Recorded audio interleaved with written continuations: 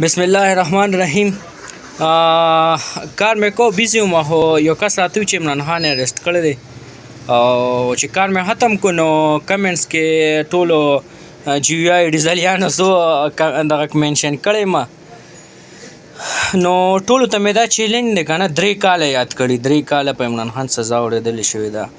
او هر چاته پته ده چې د عمران خان نه یریږي د الیکشن نه یریږي الیکشن ټایم را نږدې دی د عمران خان د یرې عمران خان باندې الزاماتو لګولو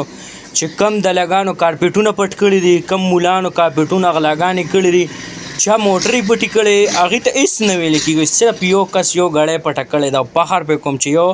ګړی پټه کړې ده یا هر څه کړي دي فخر پې کوم چې هغه معمولي ګړی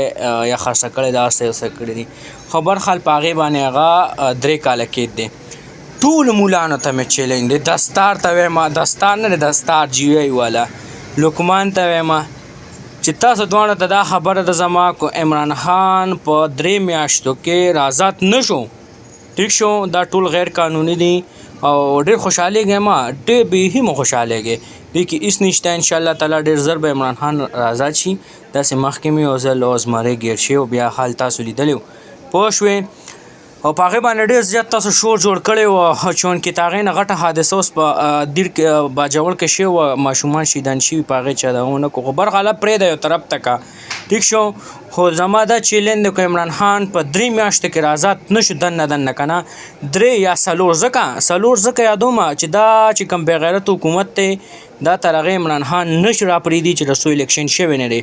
چې کله الیکشن وشي عمران خان به ازادېږي مخکې خو برحال انشاءالله مخکې به ازادېږي او که په 4 میاشتو کې دنه عمران خان آزاد نه شو نو زه به پی ټي آی پرېږدم مکمل به پی ټي آی پرېږدم او تاسو له ټولو چې کوم جی وی آی والا نور پارټو والا شرم پکار دی چې ستاسو لیډران ستاسو پارټو والا داسې قسم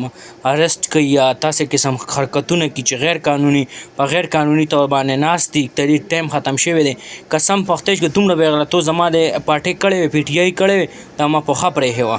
لږ شرم وکړئ شرم خو څه بلا نه ده کني قسم دی که داسې د خرڅېدو شوي د میله کې به مې د ټولو جی وی آی والا له ډیزلیانو له به مې را شرم اغوستی و چې د لږ شرم والا راتلی شرم وکړې په غیر قانوني طریقې باندې ناست یې پوه شوې ول به م شور جوړ کړو ګراني ده دا ده هغه ګرانۍ هغه کیړه ده نه راوباسو اوس ته تاسو ته هېڅ قسمه ګراني نه ښکاري او برخال خوشحالېږي به بالکل نه ذهن کې کېنوي چې زمری به انشاءالله تعالی واپس راځي او د یوې خبرې به درنه حساب کتاب به رسره کوي